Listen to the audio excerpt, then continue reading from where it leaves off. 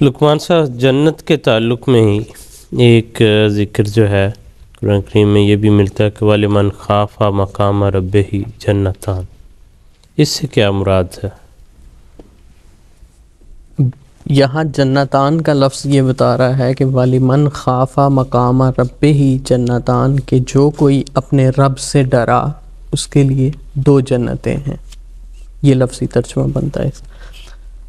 اب شرط رکھ دی گئی خدا تعالیٰ کے ڈرنے کے ساتھ کہ جو خدا تعالیٰ کا تقوی اختیار کرتا ہے، خدا تعالیٰ کا خوف اس کے دل میں ہوتا ہے، اس کے ساتھ یہ وعدہ کر دیا گیا کہ اس کو بشارت دے دی گئی 2 جنتوں کے ملنے کی.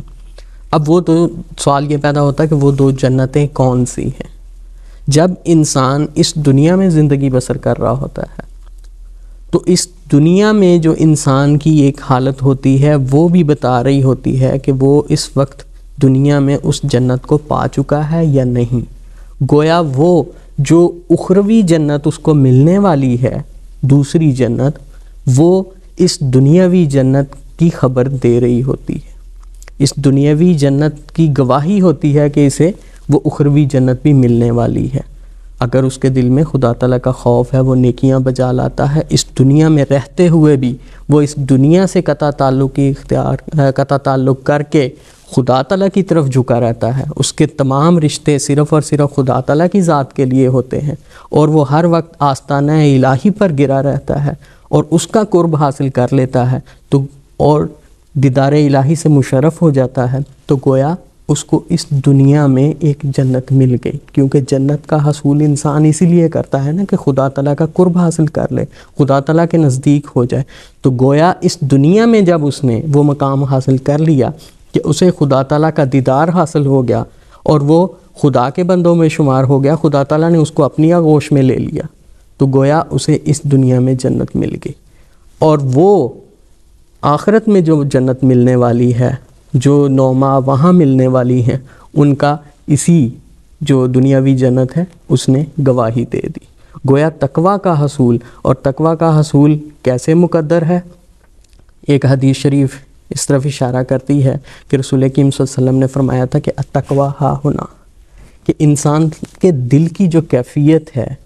وہ بتاتی ہے کہ وہ اس دنیا میں جنت میں ہے یا جہنم میں. اس نے وہ خدا تعالیٰ کا تقویٰ حاصل کر لیا ہے کہ نہیں. گویا اگر اسے خدا تعالیٰ کی طرف سے اطمینان حاصل ہے، وہ سکینت حاصل ہے، جس کی طرف خدا تعالیٰ ارشاد فرماتے ہیں کہ الا بذکر اللہ تطمئن القلوب، اگر وہ ہر وقت خدا تعالیٰ کے ذکر میں مشغول رہ کے وہ اطمینان قلبی حاصل کر لیتا ہے تو گویا اس دنیا میں اس کو جنت مل گئی ہے اور اخروی جنت اس کو ملنے والی ہے. اور یہی وہ وعدہ ہے خدا تعالیٰ کا، یہ جو آیت تھی سورہ رحمان کی، کہ اس کے لیے جس نے خدا تعالیٰ کا خوف اختیار کیا اس کے لیے 2 جنتیں ہیں. جی لقمان صاحب بالکل مسیح علیہ السلام نے یہ سرمہ چشم عاریہ میں یہ بات جو ہے وہ بیان فرمائی، اسی طرح کہ جو قوت ایمانی کے باعث اور حالت عرفانی جو ہے اس کے باعث اس کے دل میں ایک جنت کی کیفیت پیدا ہو جاتی ہے، تو وہ اس اپنی دل کی جنت میں وہ رہتا ہے اور وہ جنت ہمیشہ اس کے ساتھ رہتی ہے جو عرفان کی وجہ سے اس کو حاصل ہوتی ہے. تو جیسے شروع میں آپ نے وہ حوالہ بھی پڑھا تھا کہ دیدار خدا تعالیٰ کا دیدار جو ہے وہ بھی دراصل ایک جنت ہی ہے. جی بالکل، مطلب سب سے بڑھ کے جو ہے وہ تو